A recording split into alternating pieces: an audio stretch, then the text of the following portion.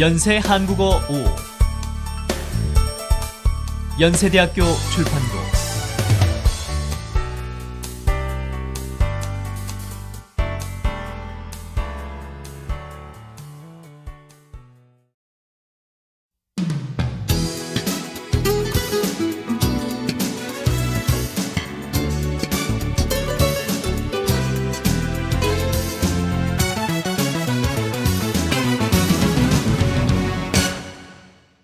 제6과 대중문화와 예술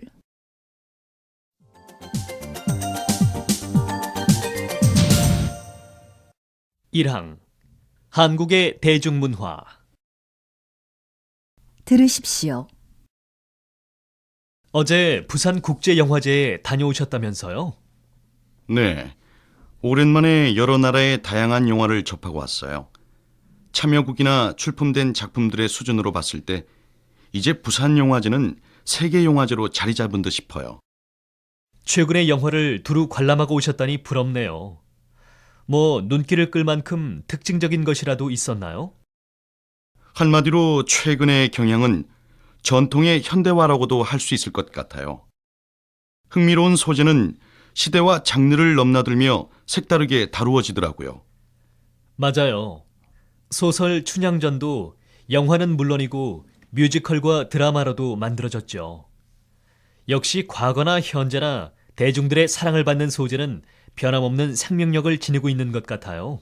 네, 그래서 다음에는 현대 대중문화에서 발견할 수 있는 과거와 현재, 그리고 만화나 영화 등의 장르 간의 소통을 기획기사로 써볼까 합니다. 외국인들에게도 인기가 있는 난타도 사물놀이의 장단을 연극무대에 올린 것 아니겠어요?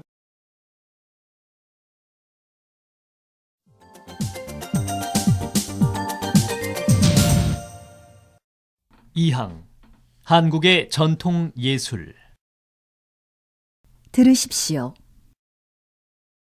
한국 전통무용을 관람한 소감이 어때요? 리에시 나라의 춤과는 좀 다르지요? 그렇네요. 우리나라랑 가까워서 비슷할 거라고 생각했는데 많이 다르네요. 저는 조금 전에 본 태평무를 가장 좋아하는데 리에시는 어땠어요? 좀 느린 듯 하면서도 동작이 크고 우아해서 한복의 곡선미와 잘 어우러진 느낌이었어요. 시간과 공간에 걸친 여백의 미랄까?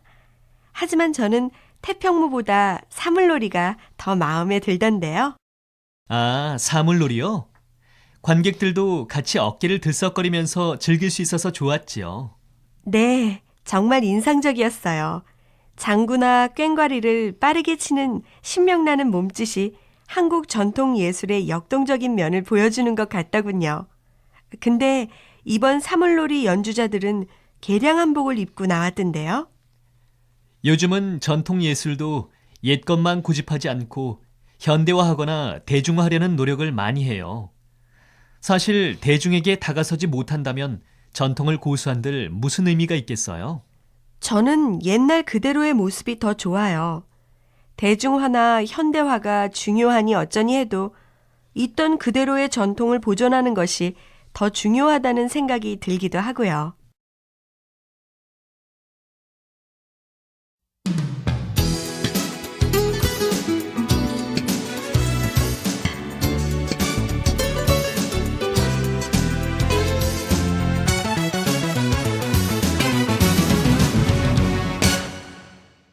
제7과 전통과 변화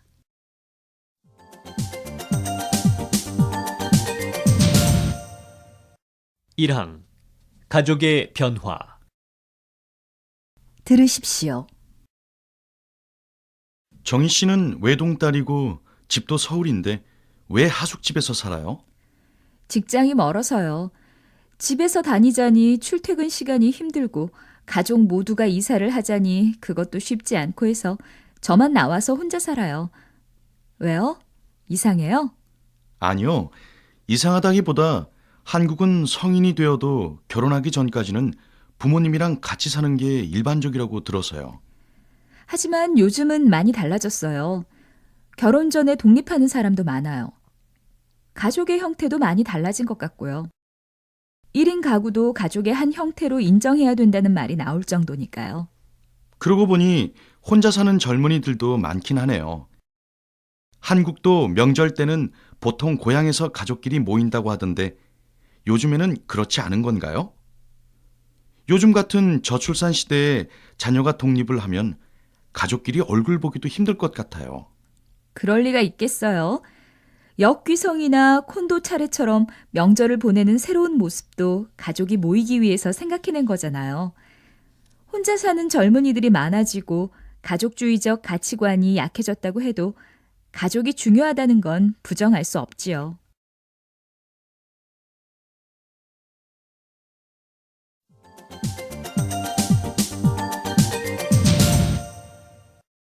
이항 한국의 의례. 들으십시오. 검은색 정장을 입었네요. 어디 다녀오는 길이에요? 네. 친구 아버님이 돌아가셨다는 소식을 듣고 문상을 다녀왔죠. 마음 같아선 밤을 새고 장지까지 따라가고 싶었지만 워낙 요즘 연구소 일정이 빡빡해서요. 친구 부모님이 돌아가시면 장지까지 따라가는 것이 보통인가요? 아니, 뭐 꼭 그럴 것까지는 없겠지만 생전에 저에게도 퍽 잘해주시던 분이셔서요. 근데 조문객이 정말 많더라고요. 조문객이 많으면 가족들이 초상을 치르느라 고생이 많을 것 같아요. 요즘엔 모든 장례 절차를 장례식장에서 다 맡아 해주어서 그나마 수월해 보였어요. 전통적인 장례식과는 분위기가 다소 달랐겠군요. 그건 그렇고 장례식장에 갔을 때 가족들에게 어떻게 조의를 표해야 하는지 그것이 좀 궁금했는데 어떻게 하면 되나요? 빈소에 들어가서 절하거나 묵념만 한 후에 옆에 서 있는 유족들에게 고인의 명복을 빕니다라고 말하는데요. 아무 말씀 안 하시고 그냥 인사만 하셔도 됩니다.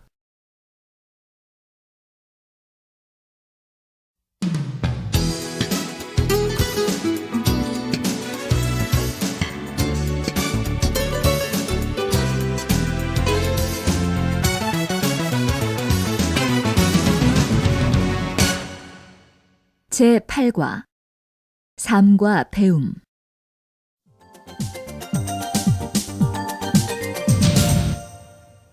일항 한국인의 교육관. 들으십시오. 드라마에서 보니까 가정교육을 제대로 못 받았다는 말이 나오던데 한국에서는 그런 말을 많이 쓰나 봐요. 존슨 씨 나라에서는 그런 말 안 쓰나요? 한국에서는 보통 예의가 없거나 인사성이 없으면 가정에서 부모님이 자녀에게 예의 범절을 가르치지 않아서 그렇다고 말을 하거든요. 그래서 그런지 한국 학생들을 보면 인사도 잘하고 예의가 바른 것 같아요. 게다가 놀란 건 자식들을 위해 자신을 희생하는 부모님이 많다는 거예요. 자식들을 좋은 대학에 보내려고 비싼 교육비도 아끼지 않고 학원까지 보내면서 공부시키잖아요. 그건 한국 부모님들의 교육열이 높아서 그런 것 같아요. 가능하면 자식이 교육을 많이 받아서 사회적으로 성공하길 바라는 게 대다수 부모님들의 마음이지요. 저도 고등학교 때 학교 다니랴 학원 다니랴 날마다 시간에 쫓기면서 밤늦게까지 책하고 씨름했었어요. 그렇게 열심히 공부해서 그런지 한국 학생들 보면 상식도 풍부하고 재주도 많은 것 같은데 그렇지만 공부에 쫓겨서 그런지 마음에 여유가 없어 보여요. 부모님들의 교육열이 높고 대입 경쟁이 치열하다 보니 그로 인해 부작용도 생기고 있지만 높은 교육열 덕분에 한국이 이만큼 발전했다고도 하거든요. 한국은 천연 자원이 부족한 나라인데 교육 덕분에 인적 자원이 풍부하다고들 하니까요.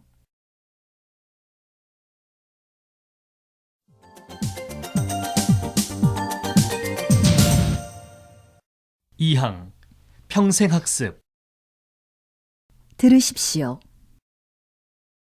길 건너 시립도서관에서 이번 달 평생교육 프로그램 수강생을 모집한다는 광고가 났어요. 수강료도 무료이던데요. 뭐 배우려고요? 저도 주말에는 쉬니까 뭘 좀 배울까 하고 있었는데. 저는 독서 논술 강좌를 들을까 해요. 공부해두면 여러모로 쓸모가 많을 것 같아요. 나중에 아이가 생기면 아이 가르치는데도 도움이 될 것 같고요.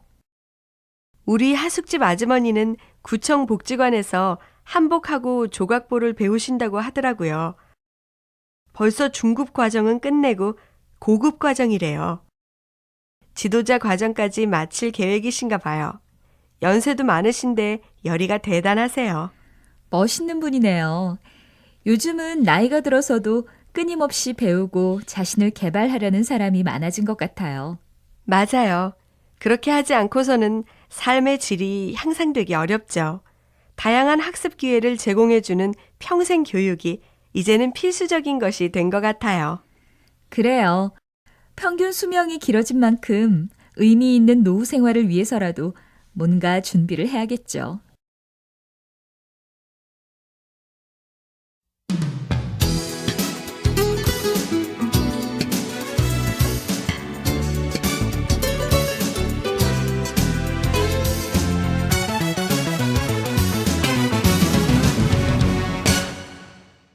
제9과 자연과 환경.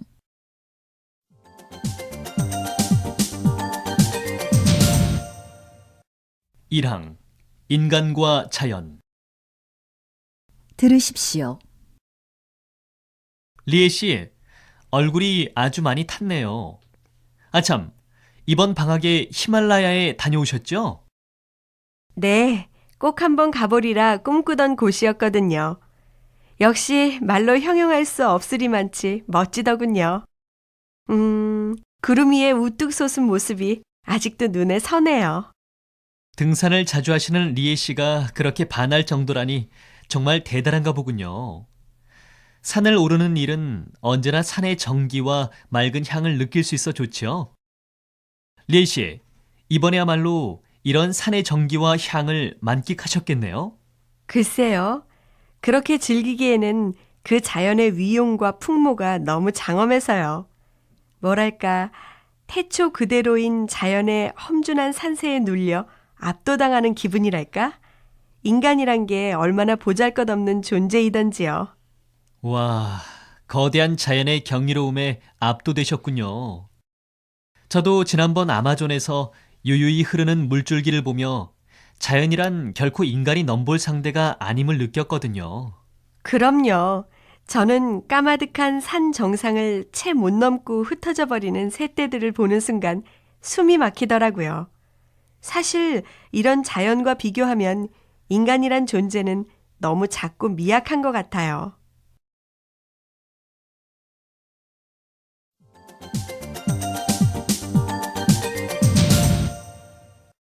2항 환경 보호. 들으십시오. 제가 다녀온 곳은 아직 괜찮았지만 아마존의 다른 지역은 많이 훼손이 되었다고 들었어요. 세계 여러 지역에서 개발로 인해 자연 환경이 파괴되고 있는 실태가 참 심각하죠. 맞아요. 그동안 우리 인간이 경제 발전을 위해 개발할 줄만 알았지 정작 중요한 우리 삶의 터전이 파괴되어 가는 것에는 무관심했던 것 같아요. 인간의 근시안적인 판단과 무분별한 개발이 무척 걱정스럽습니다. 우리의 후손들에게도 미안한 일이지요. 우리의 환경을 잘 보존해서 물려주어야 할 텐데 말이에요. 무엇보다도 개개인이 친환경적인 사고방식과 생활태도를 몸에 익혀야 해요. 환경보호 관련법을 제정하거나 대체 에너지를 개발하거나 하는 정부 차원의 노력도 중요하지만요. 글쎄요. 개인의 노력보다는 그 심각성을 생각하면 정부나 국제기구 차원에서 해결책이 제시되어야 할 것 같은데요. 저도 그 의견에 어느 정도 동의합니다. 그러나 그렇게 크게만 생각할 게 아니라 당장 일상생활에서 일회용품의 사용을 줄인다든지 쓰레기 분리수거를 한다든지 하는 작지만 실천적인 노력이 선행되어야 하지 않을까요?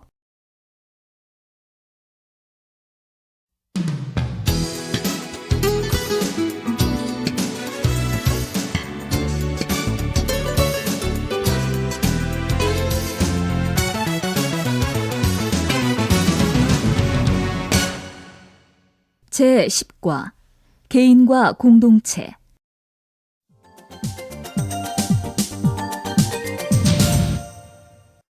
1항 이웃과 나. 들으십시오. 민철 씨, 금요일 저녁인데 데이트 안 하세요? 아, 네. 여자친구가 오늘 공부방에 봉사하러 가서요. 공부방요?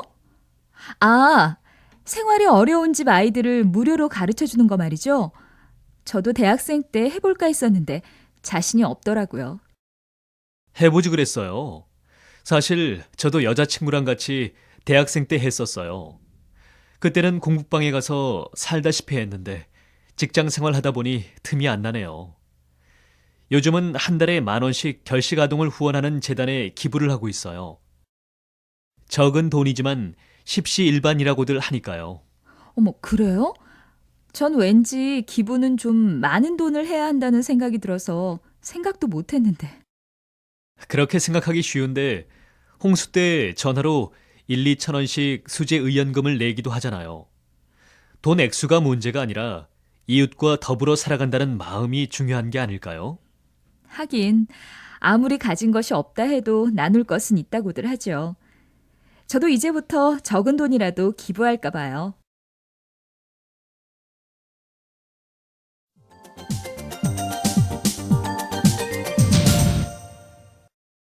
이항 세계 속의 나. 들으십시오. 영수 씨, 뭘 그렇게 열심히 들여다보고 계세요? 국외에 파견하는 봉사 인력 모집에 관한 안내문을 읽고 있던 참이었어요. 한국과 세계 여러 국가 간의 우호 협력 증진을 목적으로 설립된 단체에서 국외로 다양한 분야의 인력을 파견한다고 하네요. 영수 씨, 졸업하고 취직을 하는 줄 알았는데 외국에 나갈 계획이세요? 네.